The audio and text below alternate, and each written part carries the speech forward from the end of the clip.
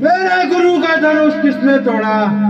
शीघ्र उसको मेरे सामने लाओ और अधिक देर न लगाओ, नहीं तो सबको मौत के घाट उतारूंगा। शायद परशुराम का नाम भूल गए, चाहे इतना भूल गए। भगवान, मुझसे यह कसूर हुआ है और मेरे ही हाथ से वह बोधा धनुष चकनाचूर हुआ है। क्या तुम्हें मौत की परवाह नहीं या जिंदगी की कोई चाह नहीं? बेशक कदावार हूं और आप जो मुझे सजा दो मैं उसका सजावार हूं। अच्छा, अभी बताता हूँ और इस हिमाकत का मजा चुकाता हूँ। अजी महाराज, क्यों गेंद की तरह चल रहे हो और बिना बात के मैदान से निकले जा रहे हो? वह कमान बिल्कुल गली सड़ी थी, ना जाने कब से वहां पे पड़ी थी, जिसके लिए आप इतने तिलमिलाए जा रहे हो और कैंची की तरह जुबान चलाए जा रहे हो। कभी पर्सा संभालते हो और कभी अपनी आंखें निकालते हो। अगर कुछ मतलब है तो बता दीजिए, वरना अपनी राह लीजिए। ओ चश्मे गुस्ताख, क्यों चीर चीर करता है? शायद मेरे कहरे गजब से नहीं डरता है। क्यों मुझे गुस्सा दिला रहा है और अपनी मौत को बुला रहा है? बड़े बड़े बहादुर मेरे नाम की दुहाई देते हैं और सामने से भागते दिखाई देते हैं। तुझे बालक जानकर तरस खाता हूँ, इसीलिए शस्त्र नहीं उठाता हूँ। मगर बकरे की माँ कब तक खैर मनाएगी? आखिर तेरी जान मेरे याद जाएगी।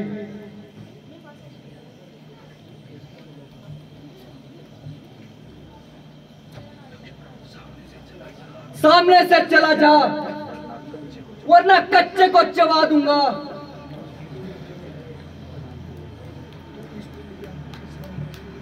तुम इसको मेरी आंखों के सामने से दूर ले जाओ, वरना बड़ी दुर्गति मनाऊंगा। तुम अपनी आंखें बंद कर लो, मैं तुम्हें खुद ब खुद नजर ना आऊंगा। तू मुझे मत दिखाई दे, मगर तेरी भलाई इसी में है कि तेरी आवाज भी इसमें सुनाई ना दे। इसका इलाज तो बिल्कुल आसान है, कानों में उंगलियां लगा दो। बस तुम्हारे लिए बड़ा सुनसान है। तू बड़ा बदतमीज है। आदमियों की तरह बात कर, वरना इधर हाथ में मेरे तीर है। ओ बदजुबान, अभी देखता हूं तेरे तीर कमान। महाराज, आप इसकी बातों पर मत जाइए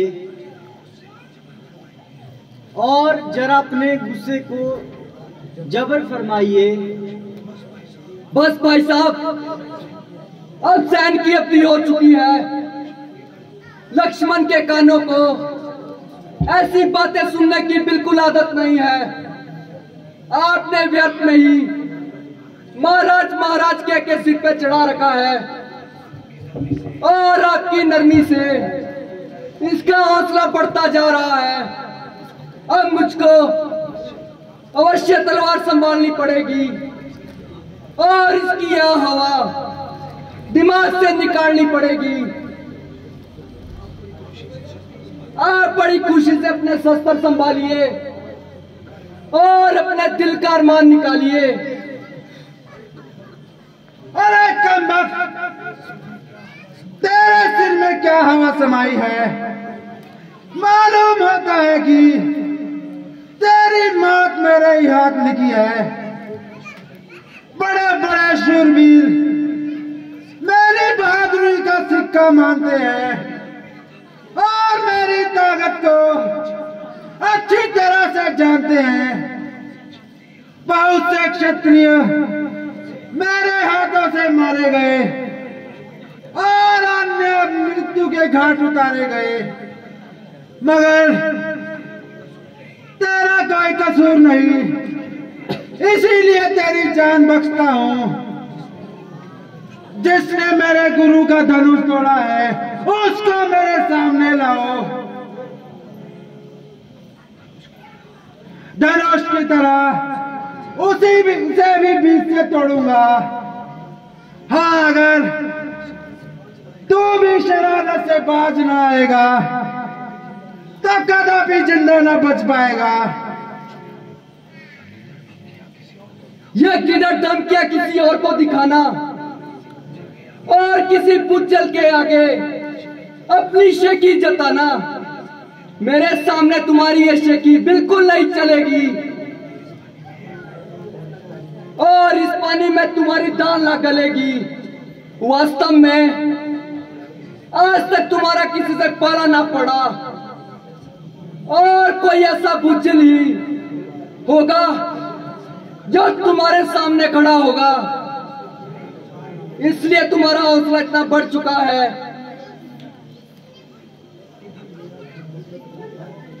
इज्जत मेरा भी मूत्र का कान में निकल जाएगा, परंतु पहले वार करने से लक्ष्मण बिल्कुल लाचार है। इसलिए नहीं कि तो ब्राह्मण कुमार है, इसलिए क्योंकि गुण कर्मानुसार तेरे ब्राह्मण होने से मुझे कतई इनकार है, बल्कि इसलिए कि तू हमारे गुरुओं विश्वामित्र जी का करीबी रिश्तेदार है। अरे उद्धट, साक्षात शरारत की मूर्त, अब तू इतनी जबान चला रहा है और मेरी इज्जत को भी खाक में मिला रहा है। रंज की जब गुफ्तगू होने लगी, आपसे तुम और तुमसे तू होने लगी। खबरदार, होशियार हो जा, मरने के लिए तैयार। अगर एक ही बार से तेरी हड्डियों का चूरमा न बना दिया तो मैं भी परशुराम नहीं।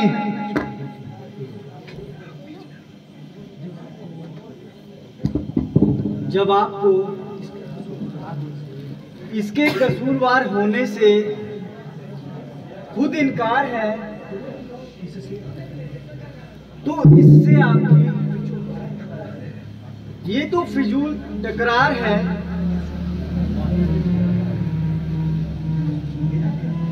मेरा क्या इख्तियार है, वह खुद मौत का तलबगार है। लक्ष्मण, अब तुम्हें इन्हें अधिक ना सताओ और जरा थोड़ा उधर को हो जाओ।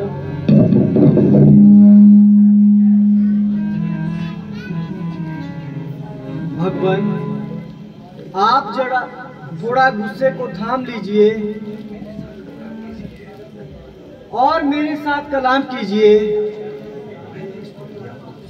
पहले इसको मेरी आंखों से दूर करो और इसका फौरन यहां से काफूर कर दो। इसका इलाज तो मैं आपको पहले ही बता चुका हूं।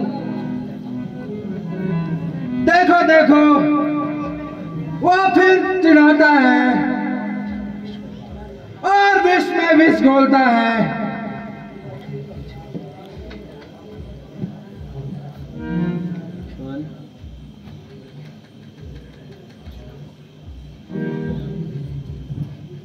अब वह कदापि नहीं बोलेगा। आप कहिए आपकी क्या आज्ञा है? क्या वास्तव में यह तुम्हारा ही कसूर है? बेशक, जो दंड आप मुझे दे वो दंड मुझे मंजूर है। मुझे संदेह है कि तुमने वो धनुष तोड़ा है। तो आपने मेरे बल को कब आजमाया है? लीजिए, इसका चिन्ह चढ़ा कर दिखाइए और मेरा इत्मीनान कीजिए।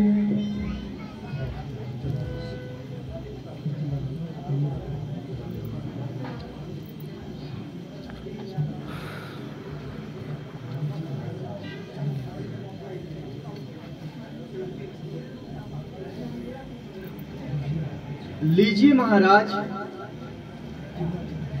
चिल्ला चढ़ गया। बस बस, उतार दीजिए, मेरा निश्चय हो गया। परंतु मेरा निश्चय तो नहीं हुआ। तुम्हारा निश्चय कैसा?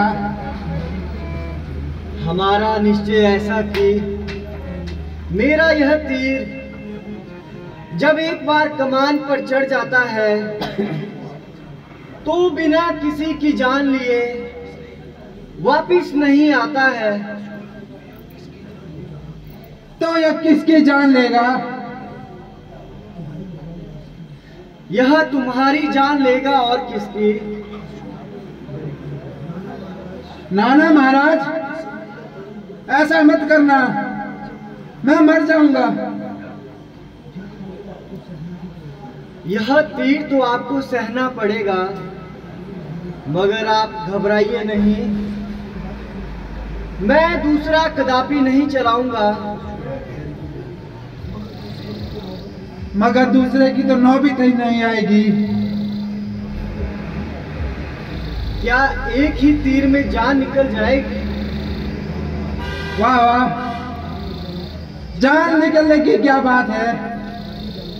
आधी जान तो मेरी अभी निकल गई। बस मिस्टर जी, हो चुके। जरा परसा तो उठाइए और अपनी वीरता के जोर तो दिखाइए।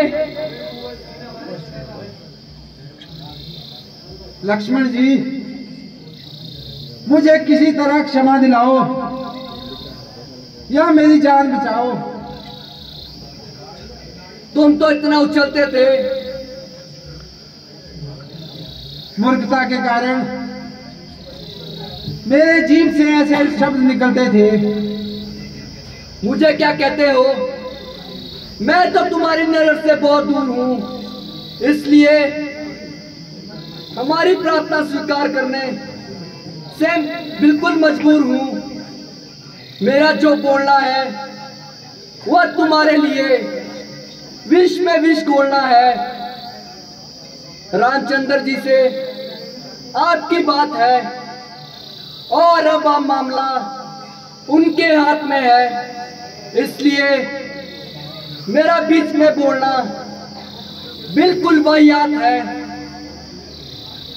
भ्राता जी, देखते क्या हो, छोड़ दो तीर।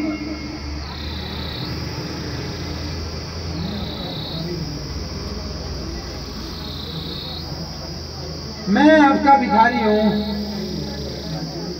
मेरा जीवन दान दीजिए और मुझ पर एक एहसान कीजिए। तुमको तो अपनी बात की शरण नहीं, मगर शरण में आए हुए एक शत्रु पर वार करना एक क्षत्रिय का धर्म नहीं। परंतु मैं इस शर्त पर छोड़ता हूं कि तुम आगे कभी शस्त्र न उठाना और कभी किसी क्षत्रिय के मुकाबले ना आना। आपकी आज्ञा स्वीकार करता हूं और इस बात का प्रण लेता हूं और आगे कभी शस्त्र नहीं उठाऊंगा और इसी जगह से विंध्याचल पर्वत पर चला जाऊंगा। आज से अपनी जिंदगी ईश्वर के ध्यान में गुजारूंगा और सब पाप प्रायश्चित करके सिर का बोझ उतारूंगा। अच्छा महाराज, आप जाइए कृपा निधान। खुश रहो यजमान। मिश्र जी, भोजन करके जाना, ऐसी भी क्या जल्दी है? कभी तो हमारा भी भोजन कर लिया करो। बस लक्ष्मण, कहीं तो इस चंचलता को छुपा लिया करो। बस बस दया रखो। यही सब है, कुछ है कि जान बची।